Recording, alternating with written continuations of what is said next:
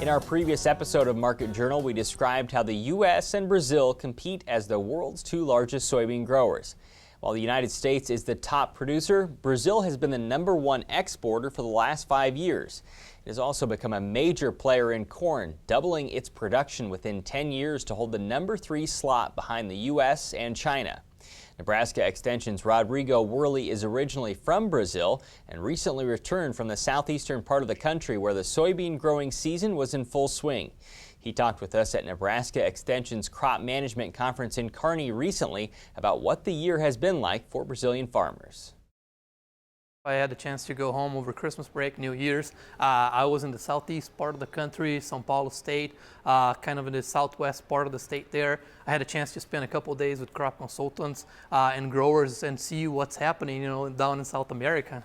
And how were the conditions?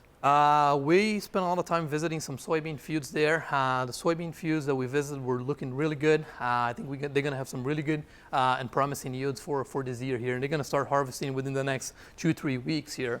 So their producers there are excited about this cropping season. Yeah, not anymore here, I guess. Bad answer. Yeah. What were some of the challenges that in that area, at least, growers faced? Yeah, so there was a really interesting time that I spent there, things that I had to learn. Here in Nebraska, the biggest challenge that we have right now, I would say, are some of these resistant weeds. They're becoming a huge problem. Herbicide resistance is also a problem down there. However, producers down there are also struggling with insects and lots of diseases, which we don't see as much here in Nebraska. So, for instance, soybean rust is a big problem for them. They usually, spray 2 or 3 times within the growing season. Where I was at, they're having big problems with whiteflies.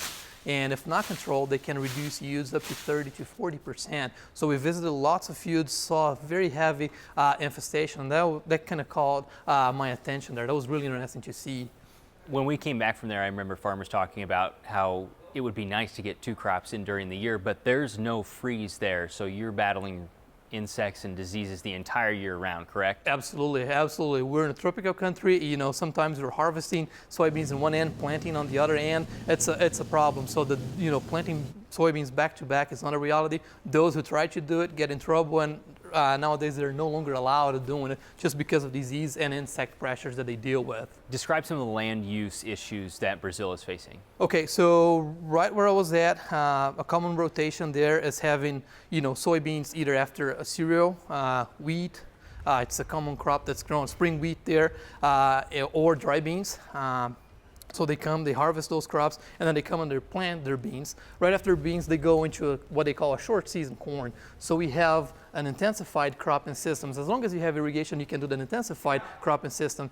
As long as you have crops growing year-round, your disease pressure, your insect pressure, it just continues. They don't have the nice break that we have here in the winter. So it's a completely different cropping system. So it's really interesting to observe, that difference between, cropping systems in a temperate climatic conditions versus a tropical condition. Can you describe some of the issues with profits that farmers are facing down there this year? Well, because of resistance issues, because of insect pressures, because of disease pressures, of continuous cropping seasons, the cost of cropping is increasing tremendously. It looks like it's going to be a good year for soybeans, so producers are still excited. They're still going to be able to pay the bills, but they're concerned about their inputs because year after year it keeps increasing, similar to what we see here. You mentioned resistance issues that farmers are facing. Go more into that about what it's like down there compared to what it's like up here. That's right.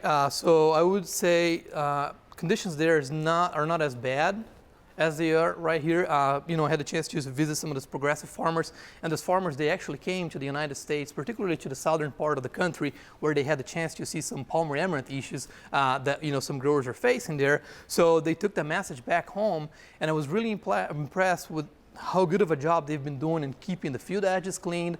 If they have weeds out on their field, they actually send crews out there to pull those weeds. So I was really, really impressed with how concerned they are about resistant weeds and how good of a care they're taking of their crops in terms of herbicide resistance management. The USDA is scheduled to provide its next production projections for Brazil in its World Agricultural Supply and Demand estimates on February 9th.